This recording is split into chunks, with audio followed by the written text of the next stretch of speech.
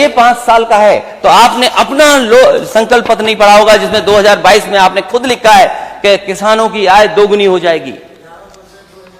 हम जानना चाहते हैं कि अगर ये बात है तो बताएं हमें कि अगर ये दूरियां हैं इनमें, तो आपके पहले संकल्प पत्र में क्या लिखा था? आपने कहा 70 लाख लोगों को नौकरी रोजगार दे देंगे आप। वो सूची कहां है? और आपने कहा कि हम किसानों की आय दोगुनी कर देंगे। वो कहां है आय दोगुनी? तो इसीलिए मैंने कहा कि इन्वेस्टमेंट मीट में जो आपने कहा कि इतने बड़े पैमाने पे एमओयू है, लेकिन आप अपनी स्पीच में खुद लिख रहे हैं कि 3 लाख करोड़ रुपए के निवेश प्रस्तावों का विभिन्न चरणों में काम चल रहा है। अब ये चरण कौन से ये बता दें हमें, किस किस चरण में चल रहा है? इसका जमीन पे नहीं चल रहा कुछ भी।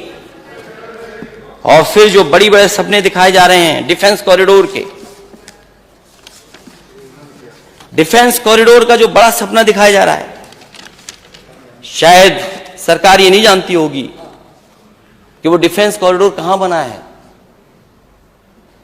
जो उद्योगपति, जो कारोबार करने वाले लोग हैं, उन्हें तो ये लगता होगा कि जो बुंदेलखंड एक्सप्रेसवे है इसी के किनारे होगा डिफेंस कॉरिडोर।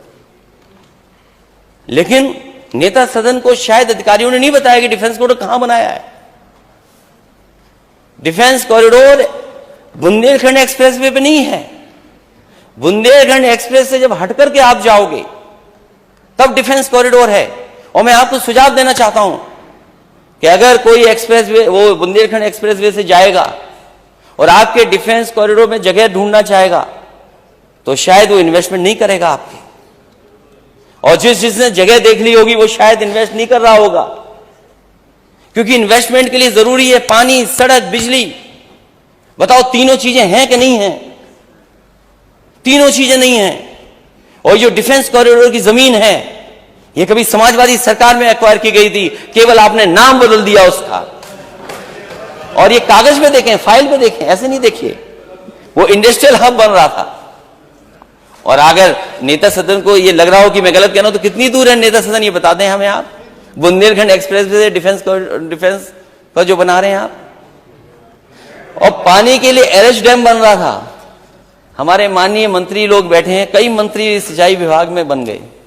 शुरू में दूसरे थे, आज सो रहे हैं शायद।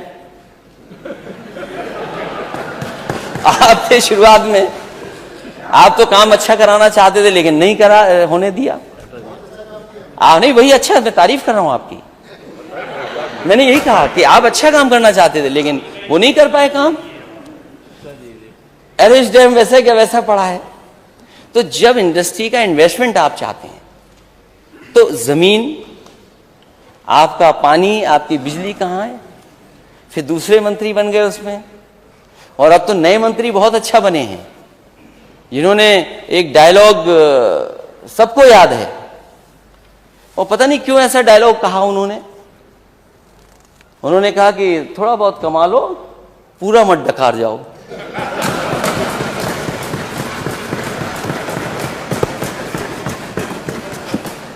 यही डायलॉग था। अगर किसी को ठीक करना हो तो मुझे ठीक कर दो।